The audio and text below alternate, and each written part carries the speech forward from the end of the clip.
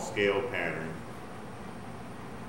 Again, I don't want to put too much detail, but because this creature's eye is the focus of this drawing, it's okay. And I used the G-nib just now to correct and make a bit more precise the roundness of the orb of the eye. It was a little rough just doing it with the brush.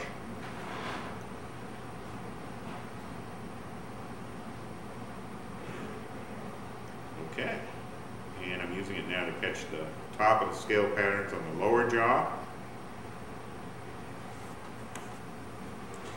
There's our lovely critter. Okay, now, this is what I really needed the G-nib for. This is where I'm really going to hammer out the water stuff. And I have a lot of room for error here because water is a non-concrete fluid substance. So as long as I maintain not working with straight lines, there are no straight lines when you're working with water unless you're dealing with a horizon line. And I'm cheating. It's foggy right now. So I'm going to be working with laying some forms in with the pen to create the look of fog behind him so I don't have to deal with the horizon line of the lake. As soon as you nail down a horizon line on a lake, you've suddenly got a dead flat horizontal ruled straight line in your drawing, and it can kill the feeling of a natural environment at that point. No lake edge, especially a lake the size of Lake Champlain or Lake Memphremagog, really has a horizon line because you can see the other shore, but I don't want to distract this drawing by trying to delineate another shoreline. So I'm going to fake it when I get to that point. Now again, I'm starting to draw these kind of shapes that I can't really explain what they are, but they help it look like water. So I go with the flow. Now, as I'm having where the body's coming out of the water, I'll do a little bit of bubbles. Those little incidental things that we would see if we saw this critter coming up. And I'm also using the pen now to kind of catch the edge of where the rocks and the water meet, the shoreline, but not too much detail because again, the more detail I place, the bigger opportunity for really screwing up.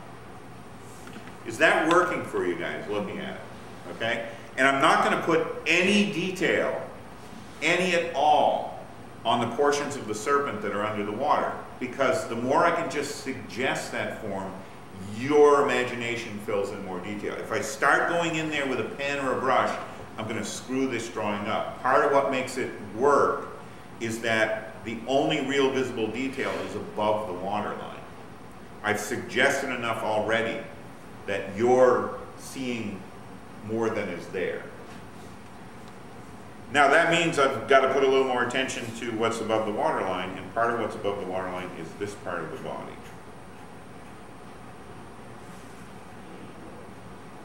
And it's tricky because, like the bend of the creature's neck, this is a cylinder that's coming up and going around, and I don't want to mess with that too much. So one of the things I'm going to do is put a ripple of water coming up here, suggest some highlights of reflected water, and have it come down the other side like that. So I'm actually badly delineating the form there, but because it's rough, again, your eye creates more information than I've really put there.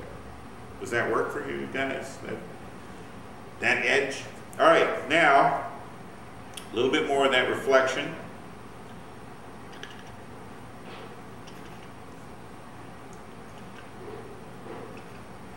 And that's about it. I'm not going to do anything else on the water, except to tighten up this ripple effect around where he or she is coming up on the water line.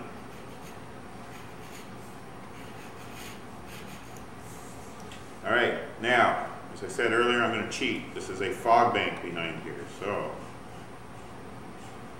However, I don't want to break from working with these horizontal forms. I don't want to create a vertical, and I don't want to get into cross-hatching.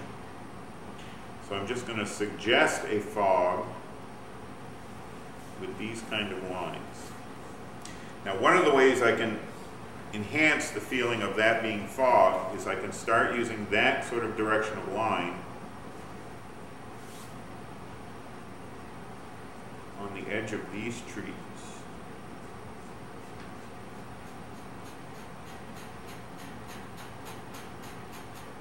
If I got into rendering these trees as the cylindrical objects they are, I'm going to begin making them more of a focal point than I want them to be.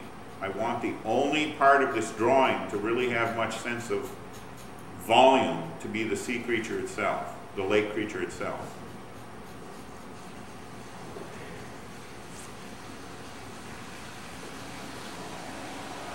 And I'm going to work with those kind of diagonal lines for these rocks that are right behind our frame.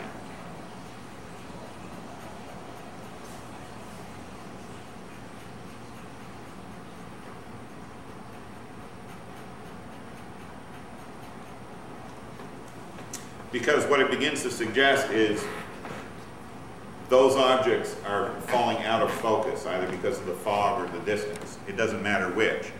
So I can also now begin to suggest a few other shapes back there by just putting in some, and notice all the direction of the lines I'm laying in are the direction of those fog lines that I laid in starting here.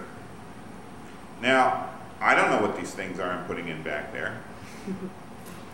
Could be trees, could be an old cabin, could be anything. It doesn't matter. I'm just suggesting that there's more back there. But I'm not suggesting it with any measure of detail. And I'm going to use the G-nib again to lay in a little bit of texture on these rocks, but again, I'm going to keep the pattern in the direction of the fog because it helps keep the serpent's face in focus and the rest kind of drop back.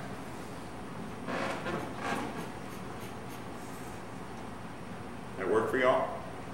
Now, I could spend a lot more time with the shore and so on, but to my eye, less is more at this point. I really think it's about time to stop on this drawing because the clear focal point is Lakeman from Agog Critter's face, and I don't want to mess that up.